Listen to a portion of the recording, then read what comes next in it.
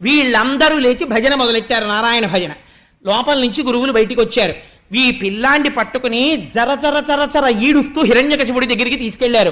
అయ్యా, తులసివనంలో గంజాయి పుట్టినట్టు రాక్షస వంశంలో నీ కొడుకు పుట్టాడు, వీడికి మేము పాఠం చెప్పడం దేవుడెరుగు, వీడు రాక్షసులందరినీ పాడి చేసేశాడు, అందరినీ నారాయణ భక్తుల్ని చేసేస్తున్నాడు, అందరికీ తత్వబోధ మొదలెట్టాడు.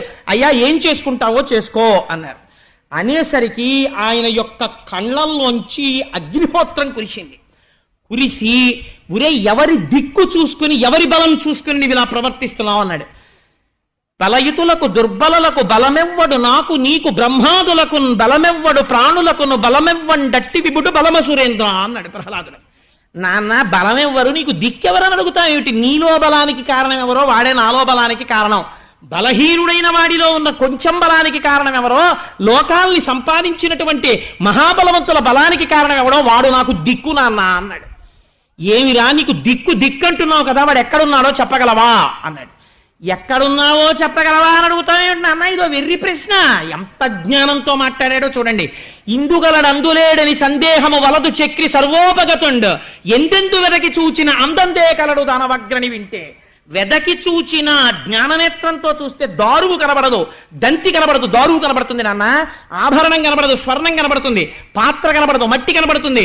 జ్ఞాననేత్రంతో చూడు, ఉన్నది నారాయణుడు ఒక్కడే ఉన్నాడు, అంతటా స్వామి ఉన్నాడు, నువ్వు చూడడానికి ప్రయత్నం చేయి అన్నాడు. అని చిత్రం ఏమిటో తెలుసా అండి? ఒక పక్క తండ్రి ఆగ్రహంతో ఉంటే అంతటా నారాయణుడు ఉన్నాడని చెప్పడానికి ఆనంద పారవస్యం వచ్చేసి, ఇది భక్తి జ్ఞానముల యొక్క కూడిక. పొంగిపోతూ నాట్యం చేసేట ప్రహ్లాదుడు. మీరు కావాలంటే భాగవతం చదవండి. నాట్యం చేసేస్తూ కలడంబోది కలండు గాలి కలడ ఆకాశంబునన్ కుంభినన్ కలడ అగ్నిన్ దిశలం పగళ్ళ నిశలన్ ఖజ్జోత చంద్రత్మలం కలడ ఓంకారమునం త్రిమూర్తుల త్రిలింగ వ్యక్తులం దంతట కలండీశుండు కలండు తండ్రి వెతకంగానేల ఇయాయడం. నాన్న, ఎక్కడ లేడని అడుగు నాన్న. ఈశ్వరుడు లేని ప్రదేశం రాత్రులందు పగలందు ఆకాశమునందు పైన మధ్యలో సర్వభూతములయందు అగ్నియందు ఓంకారమునందు సమస్తమునంతటా నిండి నిబిడీకృతం అయ్యాడు నాన్న, ఆయన లేని ప్రదేశం లేదు అన్నాడు. అనేసరికి ఈయనకి ఎంత ఆగ్రహం వచ్చిందంటే, ఇప్పుడు ఏదో ఒక చోటు చూపిస్తాడు, చూపుడు వేలు తిరుగుతోంది, ఇక్కడున్నాడా అంటాడు. అంతటా ఉన్నవాడు ఎప్పుడూ ఉన్నాడు, కానీ ఇక్కడ ఉన్నాడా అనేటప్పటికీ ఇప్పుడు ఒక మాట నిజం చెయ్యాలి, తన భక్తుడి మాట నిజం చెయ్యాలి. బయటికి వచ్చిన మరుక్షణం అవతార ప్రయోజనం నెరవేరిపోవాలి, హిరణ్యకశిపుడు నశించాలి. ఇప్పుడు ఎవరు జాగ్రత్త పడ్డారట? చెప్పినవాడు నాట్యం చేస్తున్నాడు. భక్తుడి స్థితి ఇలా ఉంటుంది. హరి సర్వాకృతులంకలండనుచు ప్రహ్లాదుండు భాషింప, ఇంద్రుడు లేడు లేడనుచు దైత్యుండు తర్జింప, హరి సర్వాకృతులం దాల్చే అని ఆయన సమస్త స్థావర జంగమోత్కరమైన ఈ జగంబునంతటం, ఈ సమస్త స్థావర జంగమాత్మకమైనటువంటి ఈ సమస్త ప్రపంచమనందు కూడా నరసింహాకృతిని దాల్చి చంపడానికి సిద్ధమై వేలు ఎక్కడాగితే అక్కడి నుంచి బయటికి వచ్చి ఉన్నాడు ఈశ్వరుడని నిరూపించడానికి శ్రీ మహావిష్ణువు సమాయత్తమవుతున్నారు. బ్రహ్మాండములే నరసింహాకృతిని దాల్చాయి ఆ రోజున. అటువంటి స్థితిలో ఇలా వేలు తిప్పి స్తంభమునందున్నాడా అని అడిగాడు. అడిగితే ప్రహ్లాదుడు అన్నాడు, అనుమానమా అన్నాడు. అయితే చూపించు అన్నాడు. నేను చూపించడం ఏమిటి, నువ్వు అడుగు వస్తాడు అన్నాడు. సింహాసనం మించి గబ గబ గబ గబ దిగి మెట్ల మించి దిగి గద ఎడంచేత్తో పట్టుకుని కుడి ఎరి చేతితో స్తంభం మీద ఒక్క దెబ్బ కొట్టాడు. అమ్మ బాబోయ్, పోతన గారు వచనానుసంధానం చేశారండి. అందులోంచి ఒక భయంకరమైనటువంటి మెరుపు మెరిసింది. అది ప్రళయకాలంలో మెరిసేటటువంటి మెరుపు ఎలా ఉంటుందో అటువంటి మెరుపు వచ్చింది. ఆ మెరుపు యొక్క కాంతికి అక్కడ ఉన్న వాళ్ళందరూ కూడా స్పృహ తప్పి పడిపోయారు. ప్రళయకాలమునందు పిడుగులు పడితే ఎటువంటి చప్పుళ్ళు వస్తాయో అంత భయంకరమైన ధ్వనులు వచ్చాయి. మహానుభావుడు అపారమైన తేజోవంతమైన పాదములతో, పాదములకు అలంకరింపబడినటువంటి మణిమంజీరములతో, బలిష్టమైన తొడలతో, గుండ్రని పిక్కలతో అలంకరింపబడిన పట్టు పీతాంబరంతో, దాని మీద పెట్టబడినటువంటి మొలనూలుతో, మొలనూలులోంచి వస్తున్నటువంటి చిరుగంటల సవ్వడితో, పిడికిటితో పట్టుకోవడానికి వీలైన సన్నని నడుముతో, గుండ్రంగా తిరిగి లోపలికి వెళ్ళినటువంటి నాభితో, కఠినమైన శిల వంటి విశాలమైన వక్షస్థలంతో, అనంతమైన బాహువులతో, శంఖ చక్ర గద పద్మ తోరణములను గండ్రగొడ్డలిని పట్టుకున్నవాడై, చక్కటి పొడుచుకొచ్చినటువంటి చుబుకంతో, గాలికి అల్లల్లాడుతున్నటువంటి నవపల్లవం ఎలా ఉంటుందో అటువంటి ఎర్రటి అదురుతున్న రోషముతో కూడిన పెదవితో, ముత్యాల వంటి దంతపంక్తితో, మందర పర్వత గుహ ఎలా ఉంటుందో అటువంటి నోటితో, నాసికారంధ్రములతో, తూర్పు కొండ మీద ప్రకాశిస్తున్నటువంటి 2 సూర్యుల అన్నటువంటి నేత్రములతో, విశాలమైన పాలభాగముతో, అంతటా ఆవరించిన ఎర్రటి జుట్టుతో, నవరత్న ఖచ్చితమైనటువంటి కిరీటంతో, అటు ఇటు శిరస్సుని కదుపుతుంటే ఆయన యొక్క రోమములు ఆకాశమంతటా వ్యాపించి కొడితే సిద్ధుల యొక్క విమానములు కింద పడిపోయాయి. ఆనాడు స్తంభంలోంచి బయటికొచ్చి గర్జన చేసి ఘూర్నిల్లితే ఆ ధనులకు సముద్రములు తిరుగుడు పడ్డాయి. భూమి కంపించి బద్దలైపోయింది. ఎక్కడి వాళ్ళక్కడ స్తంభీభూతులై ప్రళయం వస్తోందనుకున్నారు. ఇటువంటి మూర్తిని చూసి కూడా దుస్సాహసం చేశాడు హిరణ్యకశిపుడు. కత్తి పట్టుకుని స్వామి మీద పడ్డాడు. పడితే గాలిన్ కుంభిని అగ్నియంబువల ఆకాశస్థలిన్ దిక్కులన్ రేలన్ ఘస్రములన్ తమ ప్రభల భూరిగ్రాహ వ్యాళాదిత్య నరాది జంతు కలహ వ్యాప్తిన్ సమస్త్రాస్త్ర శస్త్రాలిన్ మృత్యువులేని జీవనము లోకాధీశ ఇప్పించవే. ఇంటి పెద్ద చతుర్ముఖ బ్రహ్మగారి మాట నిజం చెయ్యాలి. ఆ స్తంభంలోంచి బయటికొచ్చి చంద్రహాసాన్ని దూస్తున్నటువంటి హిరణ్యకశిపుణ్ణి ఆనాడు తాను ఎలా ప్రతిజ్ఞ చేశాడో అలా కలుగులోంచి బయటికొచ్చిన నాగుపాము అటుగా విడుతున్న ఎలకని ఒడిసి పట్టినట్టు తన ఎడమ చేతితో హిరణ్యకశిపుడి యొక్క తొడ పట్టుకుని గడప దగ్గరికి తీసుకెళ్లి ప్రళయకాలంలో వచ్చేటటువంటి ధ్వనినాంటి గర్జన చేస్తూ ఆ గడప మీద కూర్చుని తన తొడల మీద పారేసి భయంకరమైనటువంటి కనుబొమలని వేయి ఇంద్రధనస్సులొక్కసారి మెరిచినట్టు ముడివేసి ఘోరమైన స్వరూపంతో ఇలా చూస్తుంటే మిరిసిపోతున్న దంస్ట్రలు, ఆ నోరు, కాలనాగు వేలాడుతున్నట్టున్న నాలుక, పెద్ద పెద్ద గోళ్ళు, అటువంటి స్వామి ఇన్ని బాహువులనిత్త గోళ్ళు చూపిస్తుంటే ఆయన స్వరూపాన్ని చూసి పువ్వులోకి వెళ్ళినటువంటి కందిరీగ తుమ్మెదని చూసి అన్నీ మరిచిపోయినట్టు ఆయననే చూసి కాళ్ళు చేతులు వేలాడేసి ఆయనకి లొంగిపోతే ఆగ్రహంతో తన భక్తుణ్ణి ఇన్ని కష్టాలు పెట్టాడన్న క్రోధంతో మాట తప్పకుండా ఇంట్లో కాదు, బయట కాదు, గడప మీద, ఆకాశంలో కాదు, భూమి మీద కాదు, తొడల మీద, అస్త్రము కాదు, శస్త్రము కాదు, ప్రాణమున్నది కాదు, ప్రాణము లేనిది కాదు, గోళ్ల చేత, కింద కాదు, పైన కాదు, తొడల మీద, మనిషి కాదు, జంతువు కాదు, నరసింహావతారంతో, భయంకరమైన స్వరూపంతో, విశేషమైనటువంటి క్రౌర్యంతో ఆ గోళ్ళని పొట్టలోకి దింపి భేదించి ఆనాడు భూమిని తవ్వడానికి తౌగోలు ఎలా వాడతారో ఆ గోళ్ళను అలా వాడి హృదయాన్ని పట్టుకుని పైకి తీసి గండ్రగొడ్డలి పెట్టి ఉరప్పంజరాన్ని బద్దలగొట్టి హృదయ క్షేత్రాన్ని చేతిలో పట్టుకుని గుండ కింద నలిపేసి చేతిలో కొడవళ్ళు పట్టుకున్నట్టు ఆ కండలు తింపి ముక్కలు చేసి తుంపి అవతల పారేసి నెత్తురు తీసి దోషిళ్లతో నోట పోసుకుని ప్రేగులు తీసి మెడ వేసుకుని ప్రళయ గర్జన చేస్తూ నృసింహావతారం నించుంది. చంద్రశేఖర పరమాచార్య స్వామి ఒక మాట అంటారు, అసుర సంధ్య వేళలో కేవలము పరమశివ దర్శనమే, అన్యదేవతా దర్శనం చెయ్యరు. కానీ అర్ధరాత్రి లేదు, అసుర సంధ్య లేదు, ఉదయం లేదు, రాత్రి లేదు, షట్కాల పూజలు అందుకున్న పరమశివుడిలా అసుర సంధ్య వేళలో కూడా దర్శనము చెయ్యడానికి యోగ్యమైన మూర్తి నరసింహమూర్తి అని చంద్రశేఖర పరమాచార్య స్వామి నిర్ధారణ చేశారు. మహానుభావుడు మా శంకర భగవత్పాదుల్ని కరావలంబం అని స్తోత్రం చేస్తే ఆనాడు నరసింహావతారమే వచ్చి మా స్వామికి మా జగద్గురువుల యొక్క చేతులు రక్షించింది. అటువంటి స్వామి నరసింహావతారం అంటే ఆరోగ్యానికి రక్ష, ప్రాణములకు రక్ష. ఆయన్ని నమ్ముకున్న వాడికి లోటు లేదు. ఉగ్ర నరసింహుడని పిలిచారు. ఆయన వెళ్ళి లేచి సింహాసనం ఎక్కుతుంటే ఆసురీ గణములు మీద పడ్డాయి. అనేకమైనటువంటి చేతులు పైకెత్తి ఆయుధాలతో కొన్ని కోట్ల అసురుల్ని మట్టు పెట్టాడు. ఒక్కడే సింహాసనం ఎక్కి కూర్చుని పాదపీఠం మీద ఆ పాదములుంచి కూర్చుంటే ఆనాడు బ్రహ్మగారు, దేవతలు, యక్షులు, గంధర్వులు, కిన్నెరులు, కింపురుషులు అందరూ వచ్చేశారు. స్వామిని అనేక విధముల స్తోత్రములు చేశారు. కానీ ఆయన ఘూర్నిల్లుతున్నటువంటి శబ్దానికి, ఆయన చేస్తున్నటువంటి ప్రళయ గర్జనలకు ఎవ్వరూ తట్టుకోలేకపోయారు. తట్టుకోలేక దగ్గరికి వెళ్ళలేకపోయారు. వెళ్ళలేక భయపడిపోతున్నటువంటి సమయంలో, అమ్మా నిత్యానపాయనీం నిరవద్యాం దేవదేవ దివ్య మహిషీం అని నీకు పేరు కదా తల్లి, నువ్వు మాత్రమే ఆ స్వామివారి యొక్క ఇంత భయంకరమైనటువంటి స్వరూపాన్ని ప్రళయశాంతిని, ఆయనకి ఉపశాంతిని చెయ్యగలవు, అందుకనమ్మా నువ్వు వెళ్ళమ్మా దగ్గరికి అన్నారు.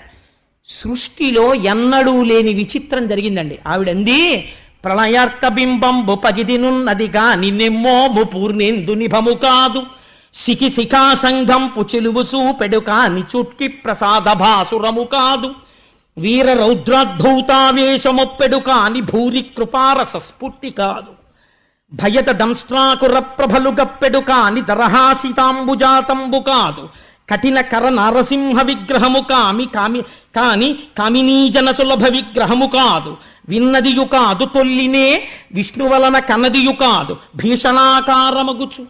ఇదేదో ప్రళయకారంలో ప్రకాశించే సూర్యబింబంలా ఉంది, కానీ నేను సేవించే స్వామివారి ముఖమండలంలా లేదు. మా స్వామి ఎప్పుడూ ఇలా నవ్వుతూ ఉండేటటువంటి దయారసంతో కూడిన ముఖం కాదు. ఆయన ముఖం చూస్తేనే నాకు భయం వేస్తోంది. అసలు ఆ శరీరం ఏమిటి? మృగం కాదు, నరుడు కాదు.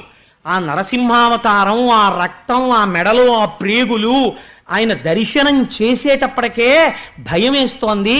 ఇది భార్య దగ్గరికి వెళ్ళడానికి సాహసించేటటువంటి మూర్తి కాదు అంది ఆవిడ. అంటే బ్రహ్మాదులందరూ స్తోత్రం చేశారు. ఆయన చేసేటటువంటి గర్జన లాగలేదు ఆ రోజు. ఎవరు వెళ్ళి స్తోత్రం చెయ్యాలన్నారు? అప్పుడు చతుర్ముఖ బ్రహ్మగారు ప్రహ్లాదుణ్ణి పిలిచి, ఆయన భక్తపరాధీనుడయా నరసింహుడు, నువ్వు వెళ్ళు అన్నారు. అంటే మహానుభావుడు ప్రహ్లాదుడు వెళ్ళి స్వామి పాదాల దగ్గర చాలా తేలికగా సాష్టాంగం పడిపోయాడు. ఇంత ధ్వని చేస్తున్నవాడు, పిడుగులు కురిసేటట్టుగా పలుకుతున్నవాడు ప్రశాంత పడిపోయి పెద్ద చిరునవ్వు నవ్వి ఆయుష్మాన్ భవ అని ఆశీర్వదించి తల మీద చెయ్యేసి 2 చేతులతో పట్టుకుని తీసుకొచ్చి తన తొడ మీద కూర్చోపెట్టుకున్నాడు. ఏమి అదృష్టం పొందాడండి ప్రహ్లాదుడు నిజంగా. ఆనాడు ప్రహ్లాదుడు అన్నాడు, అమరుల్ సిద్ధులు సంయమీశ్వరులు బ్రహ్మాదుల్ సదా పర్యచిత్తములన్ నిన్ను బహుప్రకారముల నిత్యంబున్ విచారించి పారమముట్టన్ నిటిసేయనోపరటనే రక్షస్తనూజుండ గర్వమదోద్రిక్తుడ బాలుడన్ జలమతిన్ వర్ణింప శక్తుండనే. స్వామి, నిన్ను బ్రహ్మాదులు స్తోత్రం చెయ్యలేకపోయారు, వేదమంతటిది నేను ఇంకా ఆవిష్కరించలేనని వెనుదిరిగింది. అటువంటి నిన్ను రాక్షస వంశంలో పుట్టిన బాలుండి నేను ఏమి స్తోత్రం చేస్తాను? నిన్ను చేరడానికి తపమున్ వంశము తేజమున్ శృతము సౌందర్యంబు నుజ్జోగమున్ నిపుణత్వంబు ప్రతాప పౌరుషములున్ నిష్టాంబల ప్రజ్ఞలున్ జపహోమంబులు చాల విశ్వర భవత్ సంసృష్టికై దంతియూధవు చందంబున భక్తి చేయవలయం తత్పర్య సంయుక్తుడై. నేను తపం చేశాను, యజ్ఞం చేశాను, యాగం చేశాను, లేకపోతే ఏదో క్రతువు చేశాను, ఈ కర్మ చేశాను, ఆ కర్మ చేశానంటే కర్మలకి లొంగిపోయేటటువంటి వాడివి నువ్వు కావు.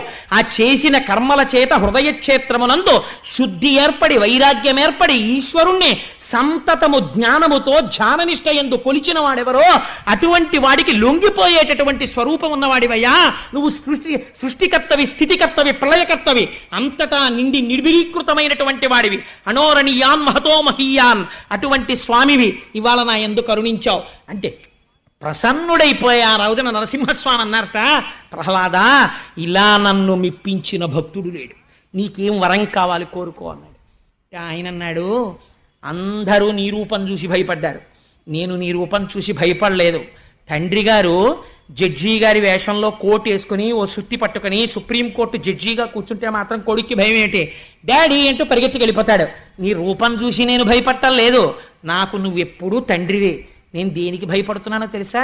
సంసారానికి భయపడతాను, కామక్రోధములకు భయపడతాను, నేను నాది అన్న భావనలకి భయపడతాను. నన్ను మళ్ళీ మభ్యపెట్టాలని చూస్తున్నావా తండ్రి? నాకు వరం ఇస్తావా? నాకేమీ వద్దు, సంతతము నీ పాదాంబుజ సేవ కటాక్షించు, నీ నామము చెప్పుకునే అదృష్టాన్ని కటాక్షించు, నీ కథలు వినే అదృష్టాన్ని కటాక్షించు, నాకు ఇంకేం వద్దన్నాడు.